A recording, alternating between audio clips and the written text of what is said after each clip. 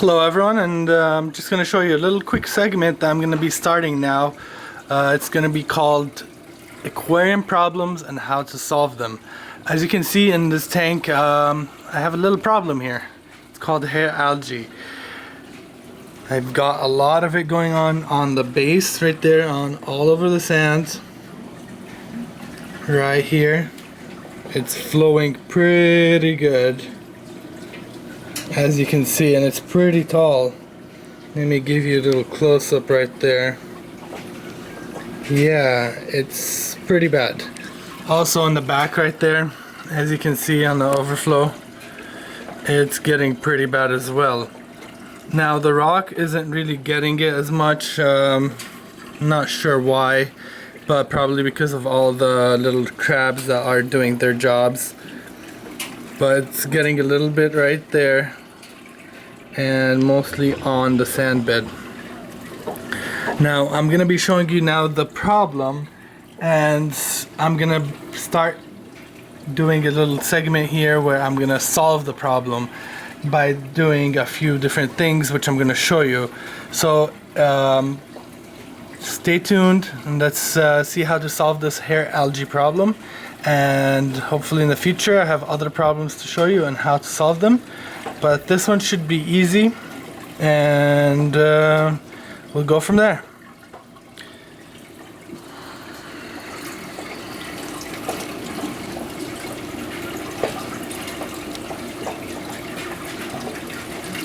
Alright, so I'm gonna attempt to get rid of all this hair algae today, and by doing that we're gonna need a couple of things. I'm just gonna list what I have right now. We're gonna need some hose to suck up, siphon the water, and as I'm scraping with a little scraper, you can use like a metal scraper like this if you have glass, or a plastic acrylic scraper if you have acrylic or a plastic tank. But what I'm going to do is I'm going to start scraping off the walls on the tank, and then siphoning it off right away with this so it doesn't float around in the tank. So I'm going to start doing that, and I'll be right back. Okay, so what we're going to do here is we're going to start scraping and siphoning at the same time. That way the algae will go up in the siphon instead of staying and floating in the tank. What happens here is you have to actually turn off all your pumps and power heads and stuff like that. It will be easier for you to suck out any of the algae that's floating around in the water, and it won't go down into your sump, which makes it a bigger issue. Also, what you want to do is you want to start doing a lot of water changes. Why the algae is happening in this tank is probably because there's a lot of nutrients in the water, and you have to change the water more often to get it down. So mechanically we have to remove the algae by hand, siphon it all out. I know it's painstaking and it takes a lot of time, but it's the best way to do it actually. Or you have to slowly kill it off, but I don't recommend that method. Also, you after you do this, you can get a small algae eating fish, preferably like a yellow tang or some kind of tang, lawnmower bruleni probably, something of that nature. You can ask your local fish store what they have in stock at the moment to eat all this extra hair algae. You can also use some hermit crabs, probably an emerald crab. I don't know how good it would do. It's probably better for bubble algae, but for hair algae I recommend going the tang method. But first you want to remove as much as possible, and then the tang will keep it groomed and stable over the long period of time. So we're gonna go ahead and keep scraping here and taking off all this algae. I'll show you right there. You scrape and you siphon at the same time. Scrape and siphon at the same time until it all comes off. Now that's what we're gonna do on the back wall. To show you what I would do on the rocks and the sand, we want to go there really quick, and I'll show you when I come back. Okay, to siphon off the hair algae off of the sand, you're gonna have to suck up some of the sand with it. Just try not to go really deep, otherwise your sand will go up in the siphon as well. But you're gonna have to go slightly above it like that and suck slowly. Suck it out slowly like this. It'll come out in clumps. It's really easy to come off, but that's what you want to do. Slowly siphon it out. Just like that.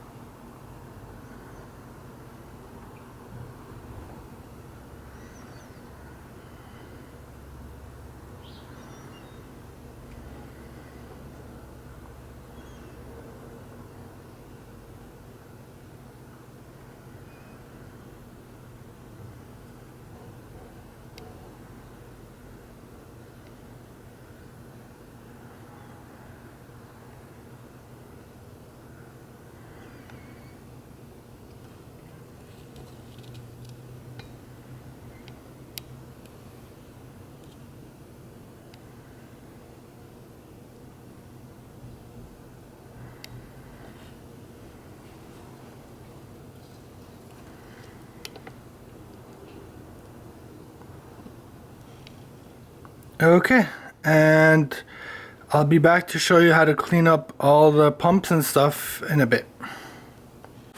Alright, so after I cleaned up the tank manually, I went to the local fish store and I grabbed myself some invertebrates and some snails, some sea hares, little sea urchin right there, a little purple one, purple pincushion, and as you can see, these have been going like crazy cleaning up all the remaining algae. Also, I have a sea hare right here, which I'll show you. Right there. There he is. There's one of them. I have a total of 3. I also bought 2 lawnmower blennies, which are currently hiding. They're always hiding in the daytime. They're a little bit shy. But yeah, so what I did is I cleaned it up manually as much as I can. Then I threw in a pincushion, 2 lawnmower blennies, 3 sea hares, a bunch of hermit crabs, and some Nazaria snails, terrible snails. Oh, there's one of my blennies right there. Sorry, I don't know. There we go. I'll try to zoom in for you guys. But there he is. They do an excellent job cleaning out the hair algae. And yeah, so that's what happened. I cleaned it up all the way and it looks awesome now. It's back on track. Fish are loving it. I have the 5 chromies in here. That's it. I'm gonna go ahead and put some clownfish in next, and then after that I am going to do the tanks.